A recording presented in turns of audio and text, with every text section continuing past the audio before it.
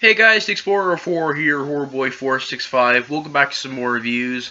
I know that I've been absent for a long time. It's been about 5 days since I've uploaded a video. I do apologize for that. I've been doing this whole this false copyright claim thing. But I decided not to let that thing get me down. I wanted to get back to doing some more movie reviews. And yeah, so today I'm going to be reviewing the horror film from 1981, The Funhouse, which has a great, awesome poster right here. Pay to get in, pray to get out. Classic. Now, I love that poster in there. I also really enjoy the back of the case. This is the Scream Factory DVD, which is a pretty good DVD. Has some really, really good artwork on it. And I also really enjoy the Scream Factory cover. So, when I open up the case, I know you can do the same thing with slip cases. You can have maybe the slipcase look like the Scream Factory edition. You can have the DVD look like the original poster. But since I didn't have a slipcover, still you get to see the awesome artwork by Scream Factory, which is also really great. But I just really love this poster right here. Really, really classic poster, which is kind of weird because they show a killer clown in the front of it, but there's no killer clown in the actual film, which I thought was kind of weird. Would have been creepy as hell, but no creepy killer clown in the film. Like I said, it would have been effective though if they had it in the film, but nope, not in the movie, which is kind of weird. But still, very, very cool poster. Now, The Funhouse is a film from Tobe Hooper. I wouldn't say it's one of my favorites because Poltergeist is better than this. Texas Chainsaw Massacre is better than this. Texas Chainsaw Massacre Part 2 is better than this. I don't really know a lot of more other ones. I know he made a movie called Mortuary, which was pretty bad. I know he made a movie called Eaten Alive, which I haven't seen yet, but I've heard mixed opinions on. But I really do want to see it because I don't think it looks that bad. I've also seen Salem's Lot, which is actually a very popular film. Me personally, I'm not a fan of it. That's just my personal opinion. I don't hate the film Salem's Lot. It's not that it sucks. It's just the runtime. Maybe the fact that it was just a TV miniseries, I understand that, but Stephen King's it. Stephen King's The Shining. I can watch those movies. And those were, well, at least Stephen King's It was a TV miniseries, but The Shining was also a very slow-paced, slow-burn horror film. But for me, Stephen King's Salem's Lot, the Tobe Hooper film, or the Tobe Hooper directed TV miniseries, I just did not enjoy it. I thought it was kind of boring, the runtime was extremely long, and I don't know, it was one of those movies where I kept, zoning in and out. I wasn't really getting into the film Salem's Lot from Tobe Hooper, so I'm not really a big fan of that film. I know a lot of people are. I'm just not a really big fan of that film. Honestly, The Funhouse is, in my opinion at least, I can watch The Funhouse, and no pun intended, I can have fun with The Funhouse. I think it's a great horror film. Not great. I actually think it's, a fun horror film, but I know I just said it was great, but it's not great. It's fun, though. I think it's a fun horror film. Like I said, I know I just said it was great, but it's not great. It's decent. It's fun, but it does have a few problems with it. But I do think, though, The Funhouse is like I said, no pun intended, it's a fun horror film. Now, like I said, it came out in 1981, gets a 5.9 on IMDb, and basically what the story is about is you get these four teenagers that go into this carnival. And I think that what this movie has some really good stuff to it is the fact that it has a really great atmosphere of the carnival, and you also have a really great atmosphere of when they get inside the Funhouse. Now, I did think that the atmosphere was pretty good in the Funhouse itself, but the film Dark Ride, which is actually on those 8 films to die for, which I think is a decent slasher film, Dark Ride. Not horrible, it's decent. But I thought it handled that a little bit more better. It nailed the atmosphere of that a little bit more because, I like the fact that the killer takes these dead bodies and, sort of mocks them with like dead bodies in the ride. And I don't know, just for me, I felt that in the film Dark Ride, they handled the whole ride atmosphere a little bit more better than the Funhouse. But the Funhouse, still, the atmosphere is pretty good. You do have the dummies and the cheap jump scares, stuff like that, in this, really cool-looking Funhouse. And I really enjoy the atmosphere of the carnival. These teenagers, they go around and they explore the carnival. They go in one place where it's a magician, where I think that he actually kills somebody, but ends up being part of the trick. They go in this one place where it's like all deformed animals, which is pretty weird scene. You got this like cow like the split in the face, there's like a tongue. You got like this like 2 or 3 headed goat or something like that, 2 or 3 headed animal or something. Pretty weird scene.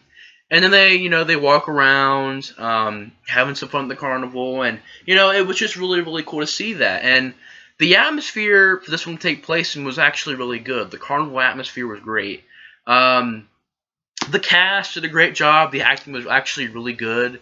The characters were very likable. Just these 4 teens going to the carnival, having some fun, smoking a little bit of dope, having a little bit of sex, just having some fun at the carnival, Typical teenagers in horror films. But just enjoyed the characters, good actors, did a good job. And pretty much when they get to this carnival, like I said, they're exploring. They come across the Funhouse, and one of them says, hey, we should wait till the carnival closes, and then when the carnival closes, we should go inside the Funhouse while it's closed. And they go in there and pretty much get locked in there. And you got the slasher of the film wearing a Frankenstein mask, which is pretty cool.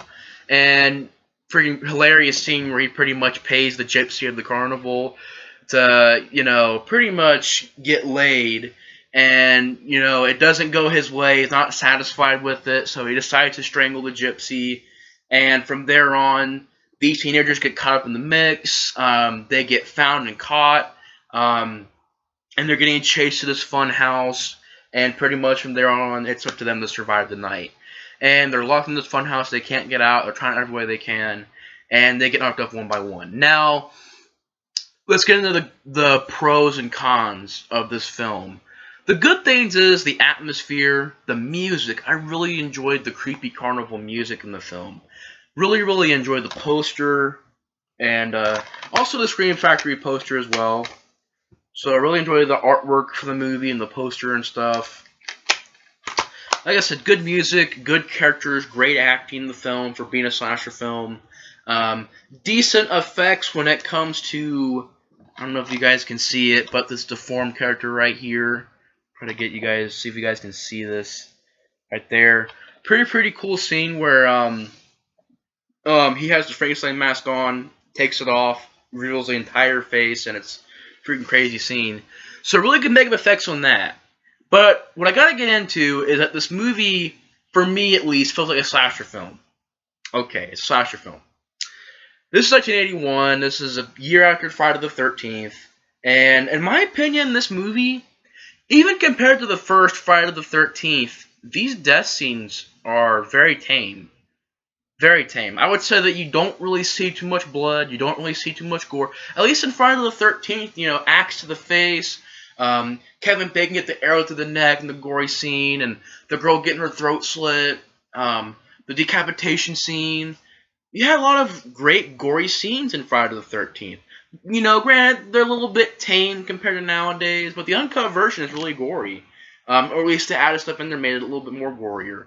And even compared to, like, Friday the 13th, the Funhouse just feels like the death scenes are a little bit tame.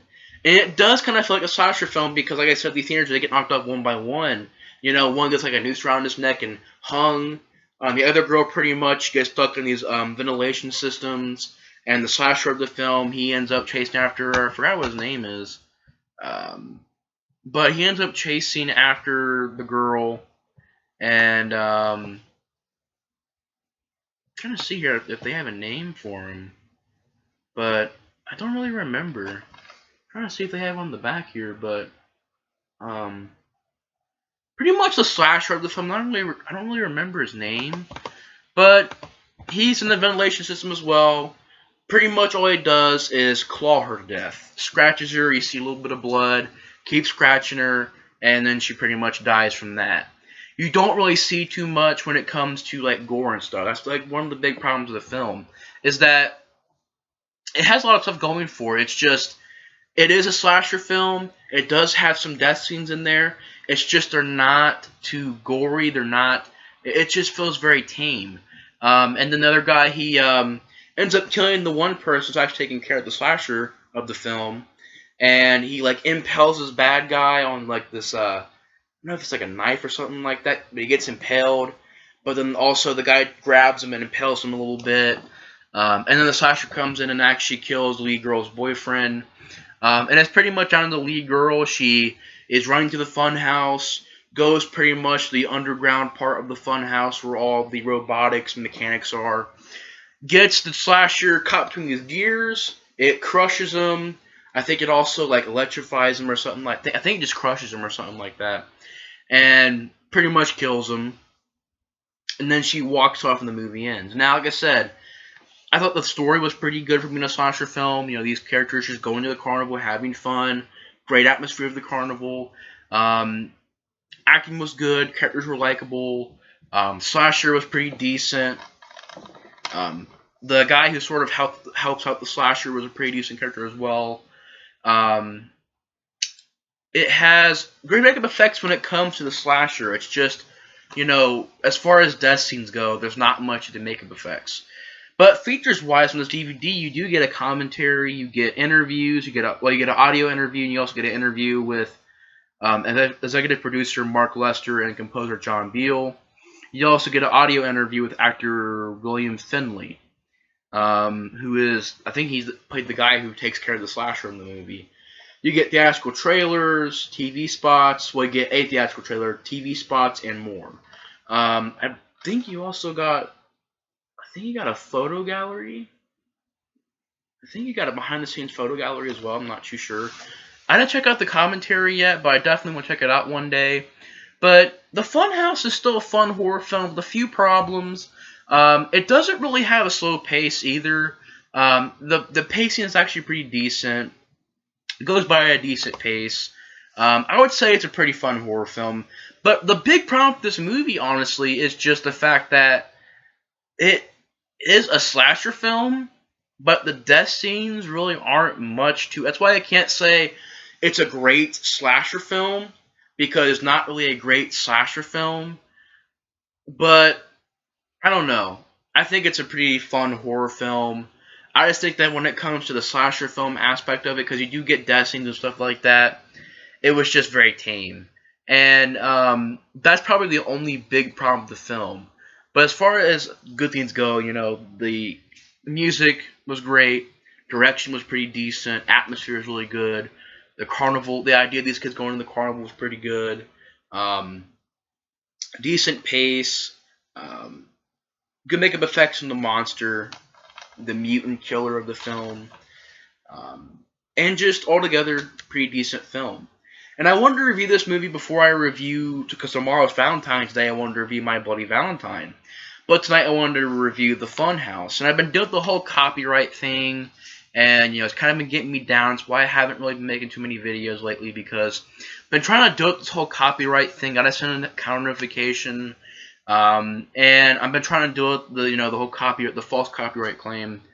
But I wanted to get back doing some more movie reviews. I do apologize for not making any videos. It's just been, especially last week. Last week was honestly one of the worst weeks I've ever had, because literally almost every day of last week just had bad luck. Just had bad luck, and it was just a very bad week for me. It's like a karma week for me. It was just a very bad week for me last week. So I haven't really made a video in a while. I do realize that, and I do apologize for that. But anyways, guys, thanks for watching my review on The Funhouse, and I will see you guys in the next review. Also, I might do a review on Dragon Ball Z Return of Cooler later on tonight, and tomorrow I'll be reviewing the My Bloody Valentine movies. Apologize for that. Kind of a tongue twister for some reason. But yeah, I might review Dragon Ball Z Return of Cooler later on tonight. Tomorrow's My Bloody Valentine movies, and yeah. So anyways, guys, thanks for watching the review on The Funhouse. And I will see you guys in the next review. Bye, guys.